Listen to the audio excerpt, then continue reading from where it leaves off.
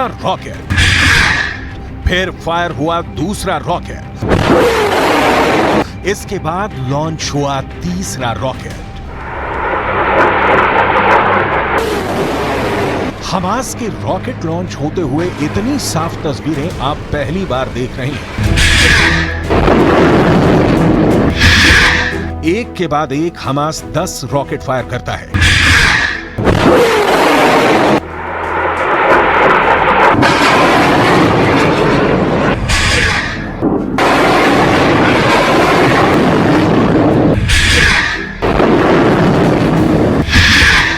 Israel के शहर target पर है और गाजा में बमबारी के खिलाफ हमास ने अपना रॉकेट वाला गोदाम खोल दिया है।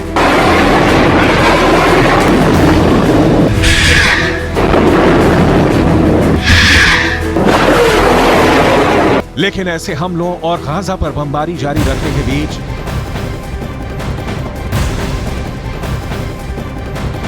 अब वहीं इजरायल हमास युद्ध के बीच आतंकी संगठन लश्कर ए तैयबा की साजिश का पर्दाफाश हुआ है। अखाड़ा में इस वक्त ये बड़ी खबर, आतंकी संगठन लश्कर ए तैयबा ने हमास सपोर्ट प्लान तैयार किया है। पीओके में आईएसआई की मदद से ये प्लान तैयार हुआ है। न्यूज 18 इंडिया के अमित पांडे की ये एक्सक्लूसिव खबर है कि खुफिया इनपुट के मिलने के बाद देश की सभी एजेंसियां फिलहाल अलर्ट हो गई हैं और सुरक्षा बल को हाई अलर्ट पे डाल दिया गया है। इस वक्त ये बड़ी खबर, और अभी कुछ ही दिन पहले इन्फिल्ट्रेशन की कोशिश की गई थी जम्मू कश्मीर में, वो भी एलसी और बॉर्डर दोनों तरफ से इन्फिल्ट्रेशन की कोशिश जिसे कि नाकाम किया गया। कई सारे फॉरेन टेररिस्ट को मार गिराया गया, लेकिन अब फिर लगता है कि कई सारे आतंकी गुटों की वहां पर आह्वान के बाद आईएसआई पर भी दबाव है। बावजूद इसके कि नवाज शरीफ ने पाकिस्तान पहुंचकर शांति की बात की है, लेकिन अब इजरायल हमास के इस युद्ध के बीच में सभी जिहादी संगठन थोड़े से ज़्यादा सक्रिय लग रहे हैं और आईएसआई पर और पाकिस्तानी सेना पर यह प्रेशर बन रहा है कि जिहादियों को भारत की तरफ भेजा जाए। लेकिन ये अटैक प्लान लश्कर ए तैयबा का, और यही खुफिया सोर्स अमित पांडे को यही खबर देते हुए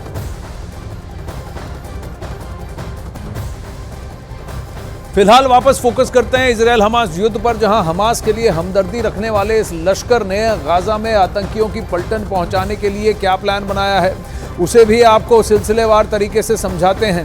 पाकिस्तान के कब्जे वाले कश्मीर यानी कि पीओके में मौजूद टेरर कैंपों से आतंकियों को फिलिस्तीन भेजने का भी प्लान बनाया गया था। ये सारा प्लान इसलिए बनाया गया ताकि युद्ध में हमास को लश्कर अपनी मदद पहुंचा सके। 7 अक्टूबर को युद्ध शुरू हुआ था और उसके ठीक 4 दिन बाद यानी 11 अक्टूबर को लश्कर ने हमास के लिए अपना ये प्लान तैयार किया है, जहां पर वो आतंकवादियों के मूवमेंट को आगे बढ़ाएगा। पीओके में पाकिस्तान की खुफिया एजेंसी आईएसआई की मदद से ये प्लान बना है और इस पूरी प्लानिंग में लश्कर की मदद कर रही थी पाकिस्तान की खुफिया एजेंसी आईएसआई।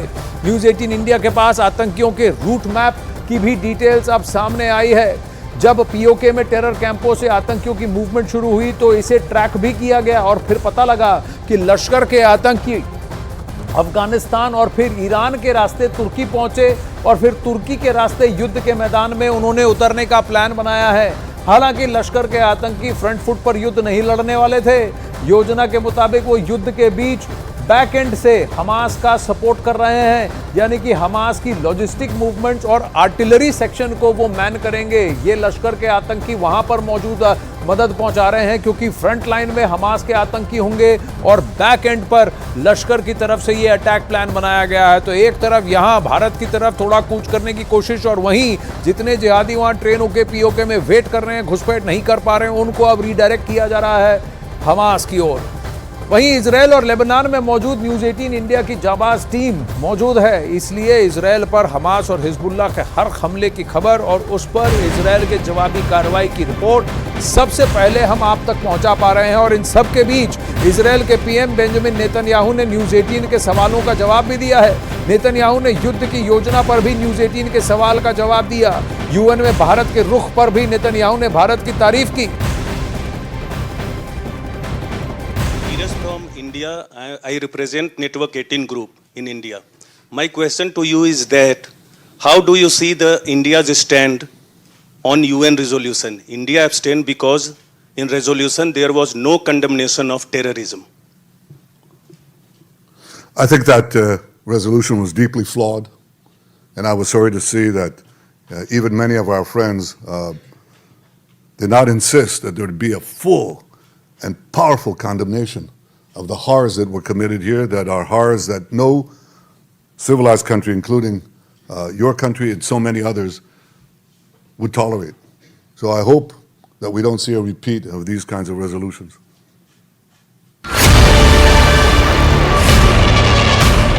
अभी सुबह सुबह अटैक किया है इजराइल।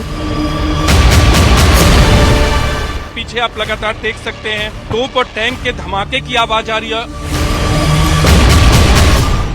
इजराइल और लेबनान में न्यूज 18 इंडिया की जांबाज टीम मौजूद है, इसलिए इजराइल पर हमास और हिजबुल्लाह के हर हमले की खबर और उस पर इजराइल का जवाबी हमला, इसकी रिपोर्ट सबसे पहले हम आप तक पहुंचा रहे हैं। इस दौरान एक प्रेस कॉन्फ्रेंस में इजराइल के प्रधानमंत्री बेंयामिन नेतन्याहू ने यूएन के प्रस्ताव पर भारत के रुख की तारीफ की। प्रेस कॉन्फ्रेंस के दौरान प्रधानमंत्री नेतन्याहू से सवाल पूछने का मौका न्यूज 18 इंडिया को मिला। न्यूज 18 इंडिया निराश।